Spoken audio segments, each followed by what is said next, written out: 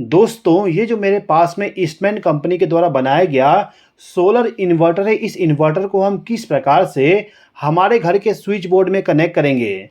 इसके अलावा इसी इन्वर्टर के साथ में हम कैसे सोलर पैनल को कनेक्ट करेंगे, उसके बारे में भी इस वीडियो के माध्यम से सीखने वाले हैं। तो चलिए दोस्तों, वीडियो को स्टार्ट करते हैं।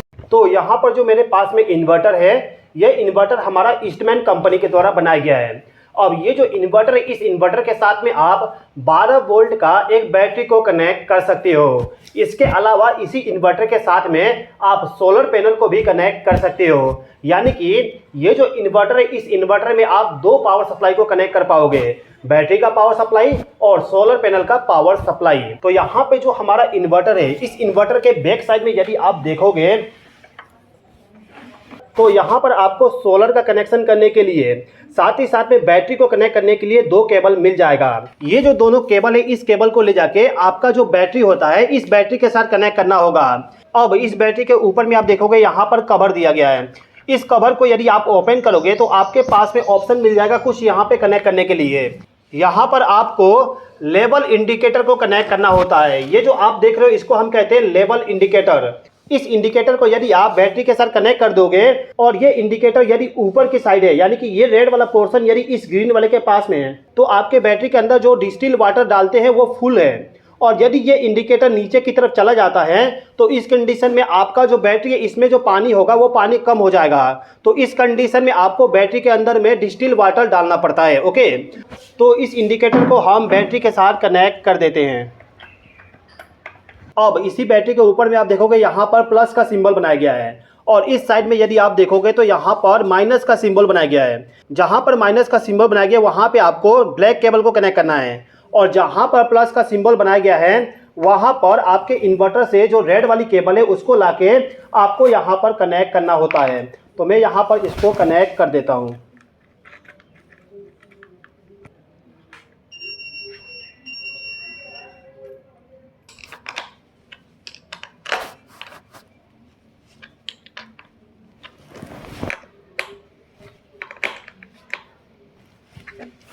तो ये जो इन्वर्टर है, इस इन्वर्टर का सबसे पहले हम कनेक्शन सोलर पैनल के साथ कर देते हैं। उसके बाद इस इन्वर्टर का वर्किंग और वायरिंग को भी धीरे धीरे हम पूरा चीज़ें समझेंगे।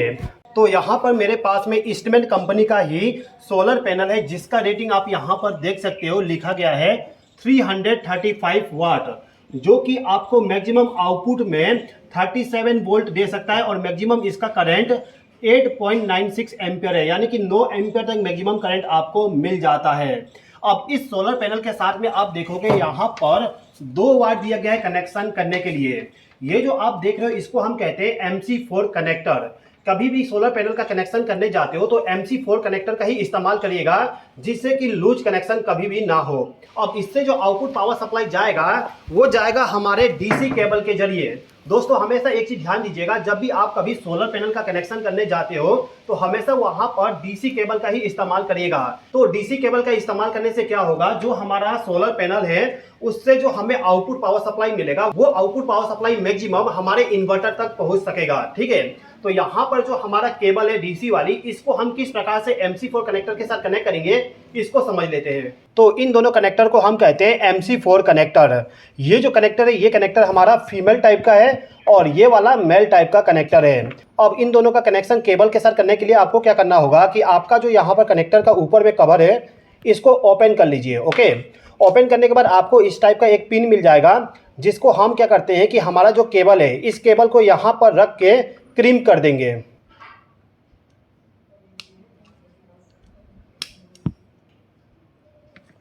इसी प्रकार से जो दूसरा केबल है, इसको भी आप पिन के साथ कनेक्ट कर दीजिएगा।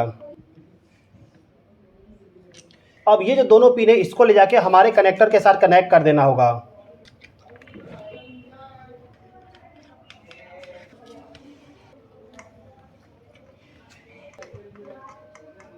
तो ये जो DC केबल है, इसके साथ हमने MC4 कनेक्टर को कनेक्ट कर दिए। अब यहाँ पर जो हमारा सोलर पैनल है, इसके द्वारा जो MC4 कनेक्टर कनेक्ट करके दिया गया है, इसके साथ आपको इस केबल को कनेक्ट करना है। कनेक्ट करना बहुत ही सिंपल है। आपको सिंपली क्या करना होगा, यहाँ पर आप देखिए प्लस का सिंबल बनाया गया, यानी कि इसमें आपको पॉजिटिव पावर सप्लाई मिलेगा। तो इस वायर का जो दूसरा सिरा है यहाँ पर ये वाला कनेक्टर, इस कनेक्टर को ले जाके आपको डीसी केबल के पॉजिटिव वाले वायर के साथ कनेक्ट करना होगा। तो सिंपली हम इसको इस प्रकार से कनेक्ट कर देंगे। यहाँ पे कनेक्शन हो गया, आप देख सकते हो प्रॉपर कनेक्शन है।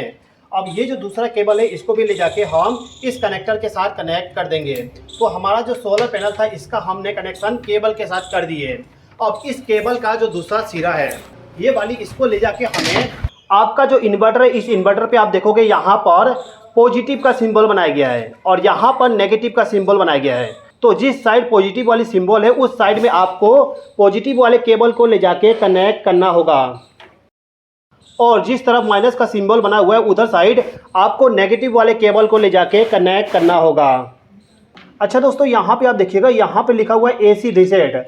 यदि आपका इन्वर्टर में किसी प्रकार का प्रॉब्लम आता है, यानी कि कोई फॉल्ट होता है, तो इस इन्वर्टर के अंदर में प्रोटेक्शन डिवाइस लगाया गया है जो कि ट्रिप हो जाएगा। उसको रीसेट करने के लिए आपको इस बटन को एक बार प्रेस करना पड़ता है। ओके, इसके बाद जो आपका यहाँ पर सोलर पैनल का कनेक्शन करने के लिए जो टर्मिनल दिया गया है, इसी के ऊपर में यहाँ पर एक इंडिकेशन दिया गया है। यदि आप सोलर वाले वायर को उल्टा कनेक्ट कर दोगे तो ये वाला इंडिकेशन ग्लो हो जाएगा। यदि ये वाला इंडिकेशन ग्लो होता है तो आपको क्या करना होगा कि ये जो दोनों वायर है, इन दोनों वायर को आपस में इंटरचेंज करना पड़ेगा। ओके, तो इन दोनों वायर को कनेक्ट करने के बाद हमारा जो इन्वर्टर है, इस इन्वर्टर को बैटरी का पावर सप्लाई भी मिल गया और सोलर का भी पावर सप्लाई मिल गया। दोस्तों, इन्वर्टर के बैक साइड में आपको एक सॉकेट मिल जाता है। इस सॉकेट के द्वारा आपको आउटपुट पावर सप्लाई मिलेगा। तो इस सॉकेट के साथ में आपको एक प्लग टॉप को कनेक्ट करना होगा। ये जो प्लग टॉप है मेरे पास में, इसमें मैंने ऑलरेडी 2 वायर को कनेक्ट कर दिया। एक वायर हमारा फेस सप्लाई के लिए इस्तेमाल होगा और दूसरा वायर हमारा न्यूट्रल पावर सप्लाई के लिए इस्तेमाल होगा। अब यहाँ पे आपको एक चीज़ ध्यान देना है कि जो आपका राइट हैंड साइड वाली पिन होगी उसमें आपको फेस सप्लाई वाली वायर कनेक्ट करना है और जो लेफ्ट हैंड साइड वाली पिन होगी, इस पिन के साथ में न्यूट्रल वाले वायर को कनेक्ट करना होगा। इसको कनेक्ट करने के बाद इस कवर को मैं बंद कर देता हूँ। ओके, तो ये हमारा प्लग टॉप रेडी हो चुका है। तो ये जो सॉकेट है इसके साथ में मैं इस प्लग टॉप को कनेक्ट करूंगा और इस प्लग टॉप के वायर का दूसरा सिरा जो होगा इसको ले जाके हमें स्विच बोर्ड में कनेक्ट करना है। तो इस स्विच बोर्ड में जितने भी लोड कनेक्ट होंगे सभी के सभी हमारे सोलर पैनल के द्वारा वर्क करने वाले हैं। तो सबसे पहले इस स्विच बोर्ड को मैं ओपन कर लेता हूँ। स्विच बोर्ड को ओपन करने के बाद आपको यह आइडेंटिफाई करना है कि जो आपका इनकमिंग पावर सप्लाई आया है इस स्विच बोर्ड के लिए वो कौन सा है। तो जैसे कि आपको मालूम है, जो भी हमारा इनकमिंग पावर सप्लाई आता है फेस सप्लाई वाली, उसको हम ले जाके स्विच के साथ कनेक्ट करते हैं। तो ये जो स्विच है, इस स्विच के साथ में आप देख सकते हो इस ब्लैक वायर को कनेक्ट किया गया है। इस ब्लैक वायर को मैं चेक करता हूँ कौन सा सप्लाई इसमें इस्तेमाल किया गया है।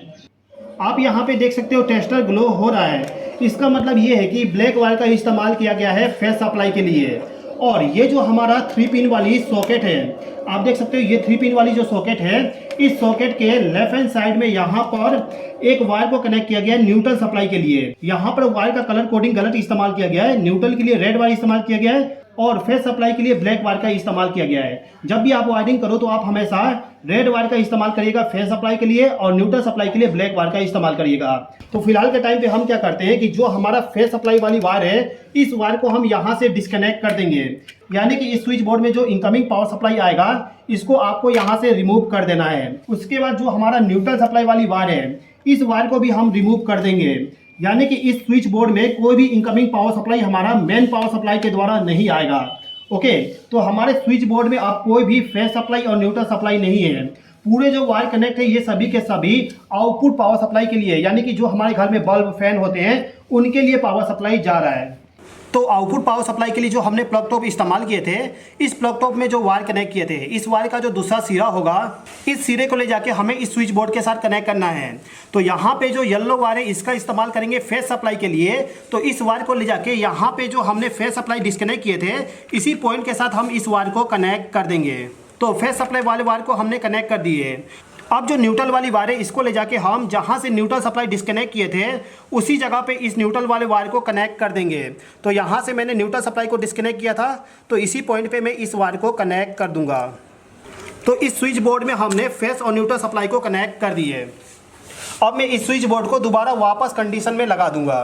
तो पूरा कनेक्शन करने के बाद इस इन्वर्टर के आउटपुट पावर सप्लाई को हमेशा कनेक्ट करिएगा। तो इस सॉकेट को मैं इस इन्वर्टर के आउटपुट सॉकेट के साथ कनेक्ट कर देता हूँ। तो ये जो सोलर पैनल है, इस सोलर पैनल को हम धूप में रख देते हैं जिससे कि हमारा solar panel output power supply को जनरेट कर सके। अब इस सोलर पैनल के बैक साइड में हम चेक करते हैं कि हमें आउटपुट वोल्टेज कितना मिल रहा है। तो ये जो हमने कनेक्टर कनेक्ट किए थे इसको हम डिस्कनेक्ट कर देते हैं। डिस्कनेक्ट करने के बाद मेरा जो मल्टीमीटर है इसको मैं डीसी वोल्टेज पे सेलेक्ट कर लूँगा और डीसी वोल्टेज पे सेलेक्ट करने के बाद मैं यहाँ पर आउटपुट वोल्टेज को चेक करता हूँ। आप इस मल्टीमीटर के स्क्रीन पे देख सकते हो यहाँ पर 41 वोल्ट के अराउंड शो कर रहा है। तो ये जो सोलर पैनल है इस सोलर पैनल के डाटा पैड पे आप देखोगे तो यहाँ पर ओपन सर्किट वोल्टेज लिखा हुआ है 45.80 वोल्ट मिलेगा। अभी के टाइम पे हमें 40 वोल्ट के अराउंड मिल रहा है क्योंकि अभी मौसम उतना अच्छा नहीं है, यानी कि धूप ज़्यादा तेज़ ना होने की वजह से हमें 40 वोल्ट के अराउंड पावर सप्लाई मिल रहा है, जो कि फिर भी बहुत ही अच्छा खासा वोल्टेज हमें मिल रहा है। अब यहाँ पे जो कनेक्टर है इसको मैं वापस कनेक्ट कर देता हूँ। उसके बाद हमारे घर के लोड को कनेक्ट करके चेक करेंगे। तो पूरा कनेक्शन करने के बाद आपका जो इन्वर्टर है, इस इन्वर्टर के ऊपर में कुछ बटन दिया गया है, इसका आपको सिलेक्शन करना होता है। सबसे पहले तो आप ये जो पावर बटन है इसको एक बार प्रेस कर दीजिए जिससे कि आपका इन्वर्टर ऑन हो जाए। इसके बाद आप देखोगे यहाँ पर आईटी मोड लिखा हुआ है। आईटी मोड का मतलब ये होता है कि आपका जो इन्वर्टर है, इस इन्वर्टर का यदि आप इस्तेमाल कंप्यूटर के लिए करते हो, यानी कि ऐसे जगह पे इस्तेमाल करते हो जहाँ पे पावर सप्लाई 1 सेकंड के लिए भी कट नहीं होना चाहिए, तो यदि आप इन्वर्टर के साथ में कंप्यूटर का इस्तेमाल करते हो तो आईटी मोड को इनेबल कर दीजिएगा। इसको इनेबल करने के लिए इस बटन को आपको 3 बार प्रेस करना है। 3 बार प्रेस करने के बाद इंडिकेशन लैंप ग्लो हो जाएगा। इसका मतलब ये कि आईटी मोड ऑन हो चुका है। अब यहाँ पर आप देखोगे लिखा हुआ है एसएमएफ और ट्यूबलर। इसका मतलब ये है कि इस इन्वर्टर के साथ में आप कौन सा बैटरी इस्तेमाल कर रहे हो। ये बैटरी मेरा टॉल ट्यूबलर बैटरी है, तो यहाँ पर मुझे टॉल ट्यूबलर बैटरी का सिलेक्शन करना होगा। यदि इंडिकेशन ग्लो होगा इसका मतलब है कि आप यहाँ पर एसएमएफ बैटरी का इस्तेमाल कर रहे हो। टॉल ट्यूबलर बैटरी के लिए इंडिकेशन लैंप ऑफ होना चाहिए। इसके बाद यहाँ पर बूस्ट चार्जिंग लिखा हुआ मिल जाएगा। इसका मतलब ये होता है कि आपका जो बैटरी है, इस बैटरी को यदि आप फास्ट चार्जिंग करना चाहते हो तो बूस्ट चार्जिंग को ऑन करना पड़ेगा। उसके बाद नीचे में आपको ग्रिड चार्जिंग और डीजी मोड का ऑप्शन मिल जाएगा। यदि आप इस इन्वर्टर के साथ में डीजी के पावर सप्लाई को कनेक्ट करते हो तो उसका भी आप यहाँ पर ऑप्शन है उसका सिलेक्शन कर सकते हो। ओके, तो ये जो इन्वर्टर है, ये इन्वर्टर हमारा प्योर साइन वेव वाला इन्वर्टर है और इस इन्वर्टर का हमने कनेक्शन कर दिए। ये जो इन्वर्टर है, इस इन्वर्टर का जो डिस्प्ले इसका मल्टी कलर वाली है, यानी कि अलग अलग टाइम पे आपका इन्वर्टर का जो डिस्प्ले है वो अलग अलग कलर में शो करेगा। जैसे कि यदि आप इस इन्वर्टर को मेन पावर सप्लाई के साथ कनेक्ट कर दोगे, मेन पावर सप्लाई के साथ कनेक्ट करने के लिए ये वाला केबल इस्तेमाल किया जाएगा। अभी तक हमने इस इन्वर्टर को मेन पावर सप्लाई के साथ कनेक्शन नहीं किए है, इसको मैं आपको आगे एक्सप्लेन करूंगा। तो इन्वर्टर हमारा यदि मेन पावर सप्लाई के द्वारा वर्क करेगा तो इसका डिस्प्ले का कलर अलग होगा। सोलर पैनल के द्वारा वर्क करेगा तो इसका कलर अलग होगा। यदि किसी प्रकार का फॉल्ट आता है तो उस कंडीशन में इसका डिस्प्ले का कलर अलग होगा। ओके, अब ये जो इन्वर्टर है, इस इन्वर्टर के द्वारा हम लोड को चालू करके एक बार देख लेते हैं। तो ये जो स्विच बोर्ड है इसमें हमने इन्वर्टर के द्वारा पावर सप्लाई को लाके कनेक्ट किए थे। अब इस स्विच बोर्ड का जो सॉकेट है इस पे मैं इस बल्ब को कनेक्ट कर देता हूं जिससे कि आपको आउटपुट लोड को कनेक्ट करके शो कर सकूं।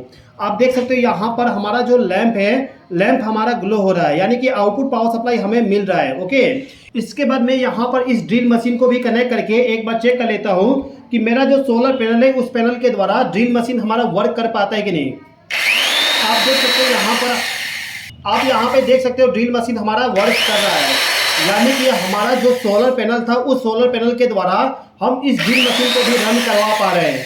अब ये जो स्विच बोर्ड है, इस स्विच बोर्ड के साथ में जितना भी लोड कनेक्ट है सभी के सभी हमारे सोलर पैनल के पावर सप्लाई के द्वारा वर्क करेगा। ओके, तो अभी तक जो कनेक्शन किया गया था, इस कनेक्शन में क्या हो रहा था कि जो हमारा सोलर पैनल है, सोलर पैनल से जो पावर सप्लाई आ रहा है उस पावर सप्लाई का इस्तेमाल हम बैटरी को चार्ज करने के लिए कर रहे थे और इस बैटरी के डीसी पावर सप्लाई को हम एसी पावर सप्लाई में कन्वर्ट करने के लिए इन्वर्टर का इस्तेमाल कर रहे हैं और इन्वर्टर के द्वारा हमारे घर के लोड को चालू कर रहे हैं। ओके, अब मान लीजिए कि आपका जो सोलर पैनल है, सोलर पैनल बरसात के समय में या फिर ठंड के समय में ज़्यादा पावर सप्लाई को प्रोड्यूस नहीं कर पाता है, जिससे कि बैटरी हमारा फुल चार्ज नहीं हो पाता है। तो उस कंडीशन में आपका जो ये वाला इन्वर्टर है, इस इन्वर्टर के साथ में जो एसी पावर सप्लाई के साथ कनेक्ट करने वाली जो केबल आएगी, इस केबल को ले जाके मेन पावर सप्लाई के साथ कनेक्ट करना है। यदि आप इस केबल को ले जाके मेन पावर सप्लाई के साथ कनेक्ट कर दोगे तो इस कंडीशन में आपका जो इन्वर्टर है, इन्वर्टर आपका मेन पावर सप्लाई का इस्तेमाल करके बैटरी को चार्ज करेगा। यानी कि इस बैटरी को चार्ज करने के लिए आपका सोलर पैनल का भी पावर सप्लाई इस्तेमाल किया जाएगा और आपका जो घर में ग्रिड वाली पावर सप्लाई आया है उस पावर सप्लाई का भी इस्तेमाल किया जाएगा बैटरी को चार्ज करने के लिए। तो दोस्तों इस वीडियो में मैंने जो इन्वर्टर, बैटरी और सोलर पैनल इस्तेमाल किया हूँ, यदि आप इसको बाय करना चाहते हो तो पूरा डिटेल मैं डिस्क्रिप्शन में प्रोवाइड कर दूंगा। इसके अलावा यदि आपको किसी भी प्रकार का इंक्वायरी चाहिए ईस्टमैन कंपनी का जो सोलर पैनल है, इन्वर्टर है और बैटरी है उसके बारे में, तो आपको हेल्पलाइन नंबर आपको स्क्रीन पे दिख जाएगा, उस नंबर पे कॉल करके आप पूरा डिटेल को पा सकते हो। आई होप कि आपको ये वीडियो पसंद आया होगा। वीडियो पसंद आया हो तो लाइक कर दीजिएगा और चैनल पे नए हो तो सब्सक्राइब कर लीजिएगा। इस वीडियो को देखने के लिए धन्यवाद।